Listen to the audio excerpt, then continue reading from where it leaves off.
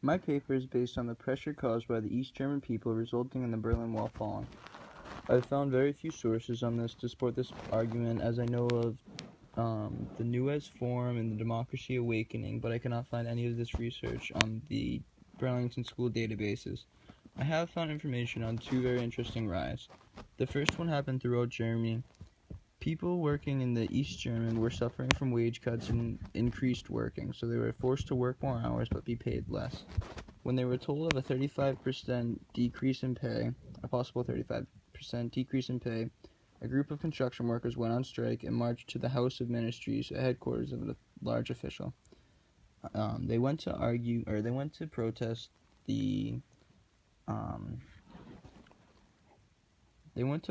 wage cut, and believed that they should not be being paid less for working more hours. On the way, they were able to bring many other protesters and other Germans who believed in the same rights as them. Walking down the streets, they were chanting and causing many chaos. Many were asking for free elections, and others were asking for the resignations of current officials. They were saying how the officials were not working in the favor of the state when they arrived at the House of Ministries.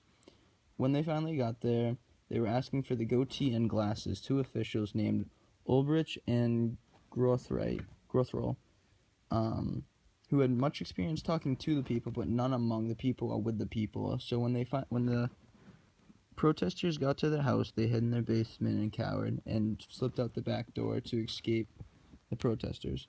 Once they left, they sent out a person to speak to them, telling them that their wages will not be cut and that bill will be put on hold for now. But this news came too late, and the people were not happy with it. So instead of going home and going back to work, they decided that they would riot again, and would continue a large riot the next day.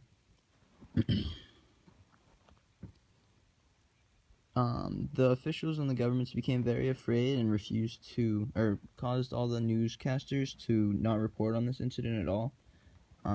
They acted like nothing was happening and pretended that the riot never happened, that nothing will happen tomorrow, while West Germany reported extensively on this event, and were trying to get more people to go there, or at least show more people about this incident so people would hear about it. The next day, 400,000 people came to the center to protest.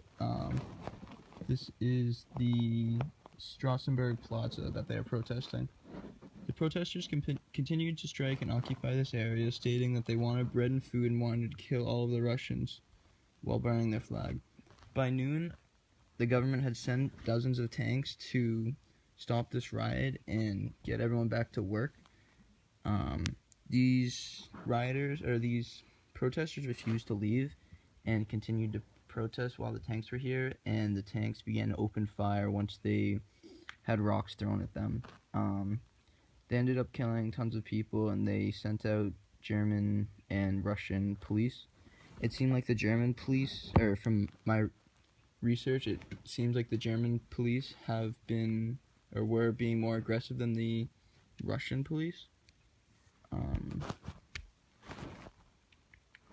Many young men were killed in this riot, as the hard-working young men were the people who were involved in this.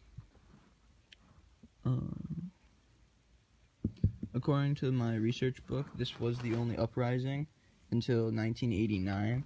So I believe I want to extend my thesis a little bit and make it a little bit more broader, to the point where I could involve foreign and domestic influences in the fall of the Berlin Wall. So I can include like the JFK's speech and a couple other sources that I would like to put into my research paper. In 1989, there was a protest that took place every Monday known as the Monday demonstrations. It was basically a non-violent protest that happened in churches where people would refuse to work on Mondays. I do need to look more into this protest, as I could find very little on the Burlington School database, but I'm going to look offline. Thanks.